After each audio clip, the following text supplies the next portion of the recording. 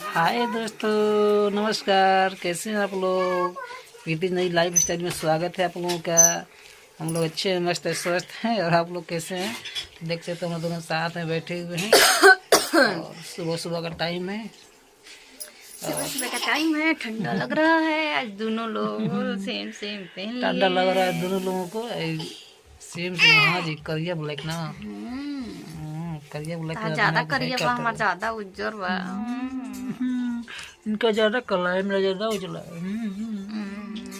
हमार उज्जर बा। तारू जो ज्यादा तब नहीं चौजर बा देखो। इतना टाइम हो गईल।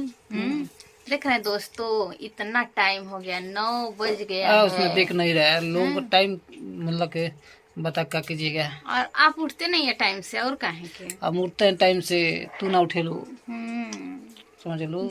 हाँ, यही से ना साथ दिखाते हुए के उठल बा के ना उठल बा। सवेरे सवेरे गुड मॉर्निंग वाला का देता बा। ठीक बोल रहा।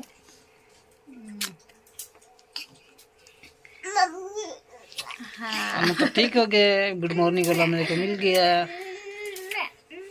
अब गुड मॉर्निंग वाला खाना नाश्ता सब कर गुड मॉर्निंग वाला नाश्ता चलिए खिलाइए और खाते हैं पीते, उसके बाद फिर जाते हैं, जो भी सामान है मार्केट से लेके आना है। ठीक है दोस्तों, फिर मिलते हैं अगले वीडियो में। तब तक के लिए बाय।